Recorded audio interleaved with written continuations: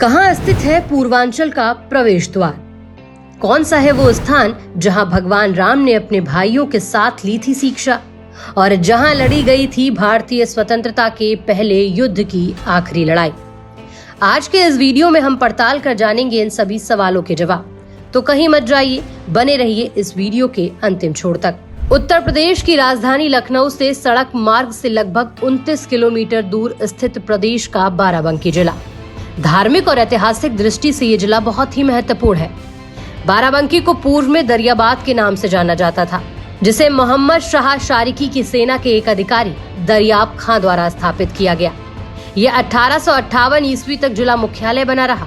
साल 1859 ईस्वी में जिला मुख्यालय को नवाबगंज में स्थानांतरित कर दिया गया था, जिसे अब बाराबंकी कहा जाता है। जिले के विस्तार के लिए अंग्रेजों द्वारा तब दरियाबाद जिले में कुर्सी को जिला लखनऊ और हैदरगढ़ को जिला रायबरेली से जोड़ा गया था।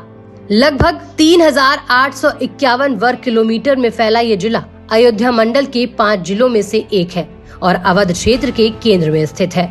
बाराबंकी जिले के पूर्व में अयोध्या, पूर्वोत्तर में गोंडा और बहराइच, उत्तर पश्चिम में सीतापुर, पश्चिम में लखनऊ, दक्षिण में रायबरेली और दक्षिण पूर्व में अमेठी जिला स्थित है।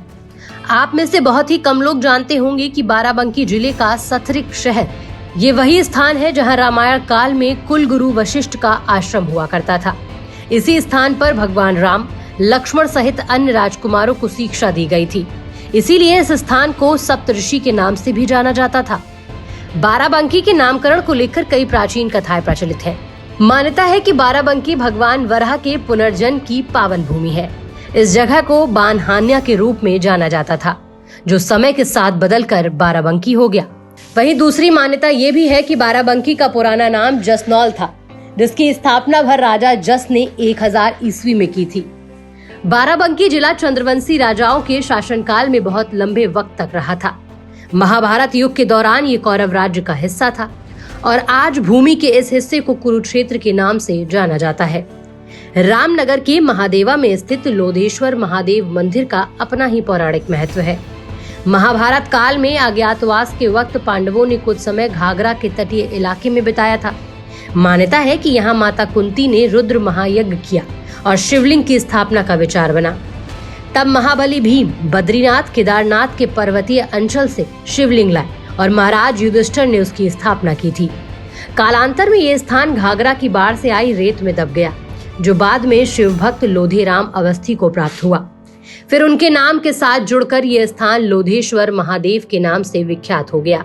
वहीं क्षेत्र के उपलब्ध ऐतिहासिक दस्तावेजों के अनुसार 1030 ईस्वी में इस क्षेत्र पर महमूद गजनी के भाई सैयद सलार मसूद ने हमला किया था। उसी शताब्दी में मदीना के कुतुबुद्दीन गाहा ने हिंदू रियासतों पर कब्जा किया, जिससे मुस्लिम प्रभुत्व स्थापित हो गया था। ब्रिटिश समय के दौरान कई राजा अपनी आजादी के लिए लड़े और ऐसा करते हुए इन महान क्रांतिकारियों ने अपना बलिदान दिया। राजा बलभद्र सिंह चहलारी ऐसे ही एक स्वतंत्रता सेनानी थे, जिन्होंने लगभग 1000 क्रांतिकारियों के साथ मिलकर ब्रिटिश शासन के खिलाफ मोर्चा खोला और देश के लिए बलिदान हो गए। लेकिन बहुत कम लोग जानते हैं कि भारतीय स्वतंत्रता के पहले युद्ध की आखिरी लड़ाई दिसंबर 1858 ईस्वी में बाराबंकी जिले में ही लड़ी गई।